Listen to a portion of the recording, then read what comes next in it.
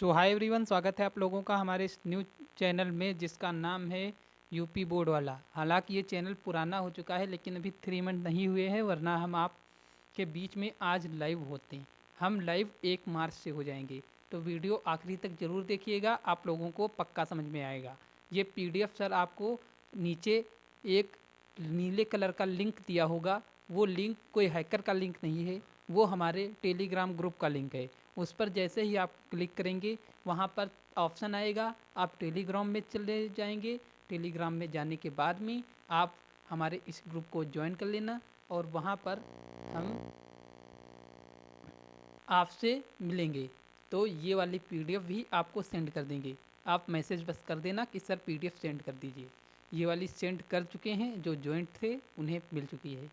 तो शुरू करते हैं बिना टाइम गवाए हुए। हमने कल ऊपर का पढ़ लिया था। ये हमारी योद्धा बैच की दूसरी क्लास है। तो हम देखेंगे 18वीं सदी के उत्तरार्ध में 18वीं सदी के उत्तरार्ध में फ्रांसीसी समाज। ये समाज कौन सा है? सन 1774 में बोरबू राजवंश का लुई 16वां। इससे पहले बहुत सारे लुई हुए होंगे, लेकिन सन 1774 में जो लुई 16वां फ्रांस की राजगद्दी पर आसीन हुआ, उस समय उसकी मात्र कितनी सर थी? उसकी उम्र केवल 20 साल की थी। और उसका विवाह कहाँ से हुआ? ऑस्ट्रिया की राजकुमारी मेरी एंटोइनेटा से हुआ। राज्याभिषेक के समय उसने क्या पाया कि राजकोष खाली पाया। लंबे समय तक चले युद्धों के कारण फ्रांसीसी वित्तीय संसाधन नष्ट हो चुके थे। विशाल महल और राज के दरबार की शानो शौकत बनाए रखने की फिजूल खर्ची का बोझ अलग से था। लुई 16वां के शासनकाल में फ्रांस ने अमेरिका के 13 उपनिवेशों को साझा शत्रु। अब यहाँ से ये बात आती है कि साझा शत्रु क्या है। मतलब ये ब्रिटेन जो है वो फ्रांस का भी शत्रु है और अमेरिका का भी शत्रु है। जैसे आपके दोस्त होंगे, उनका भी कोई एक दुश्मन होगा और आपका भी वही दुश्मन है। तो वही है इसमें साझा शत्रु। स्वतंत्र कराने में सहायता दी थी। इस युद्ध के चलते फ्रांस पर 10 अरब लिव्रे, ये लिव्रे एक मुद्रा है फ्रांसीसी, से भी अधिक का कर्ज जुड़ गया। 10 अरब लिव्रे से भी अधिक का कर्ज जुड़ गया। ये नहीं कह रहा कि उस पर चढ़ गया, उसमें और ऐड हो गया है इतना 10 अरब, जबकि उस पर पहले से कितने थे? 2 अरब लिव्रे। अब कितने हो गए? 10 10 तो 12 अरब लिव्रे का आराम से कर्ज ले लिया। सरकार ने कर्जदाता अधिक ब्याज की मांग कर रहे थे। जिन्होंने कर्ज दिया है वो सरकार से अधिक ब्याज की मांग कर रहे थे। फलस्वरूप फ्रांसीसी सरकार अपने बजट का बहुत बड़ा हिस्सा दिनों दिन बढ़ते जा रहे कर्ज को चुकाने पर मजबूर थी। अपने नियमित खर्चों जैसे सेना के रखरखाव, राज दरबार, सरकारी कार्यालयों या विश्वविद्यालयों को चलाने के लिए फ्रांसीसी सरकार करों में वृद्धि के लिए बाध्य हो गई। यह कदम भी नाकाफ़ी था, यहाँ तक भी नाकाफ़ी था। 18वीं सदी में फ्रांसीसी समाज 3 एस्टेट्स में बटा था, जिसमें केवल तीसरे एस्टेट्स के लोग जनसाधारण ही कर अदा करते थे। अब दूसरे पेज पर चलिए।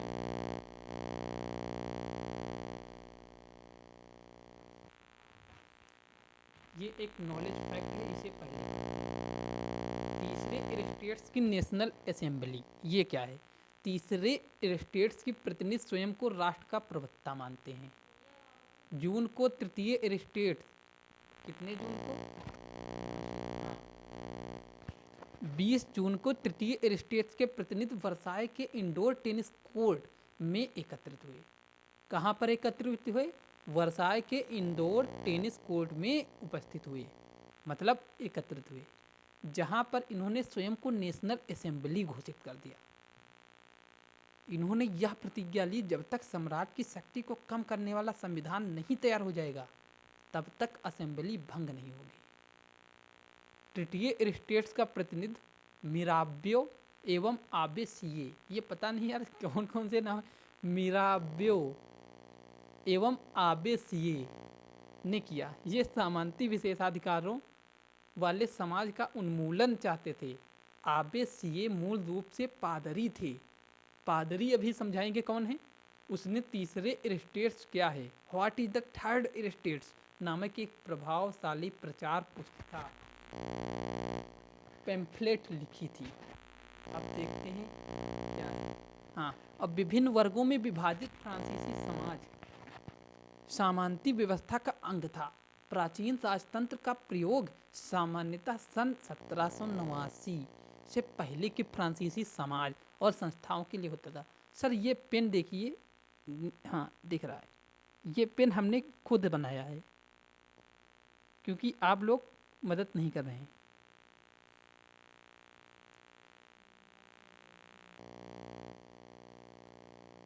संपूर्ण जनसंख्या में 90% किसान थे। 90% किसान थे। जिसे 100 लोग हैं तो उसमें 90 किसान हैं, लेकिन ज़मीन के मालिक किसानों की संख्या न्यूनतम थी। ये क्या कह रहा है? ये कह रहा है कि 90% तो सर, ये वाला पतला वाला ले,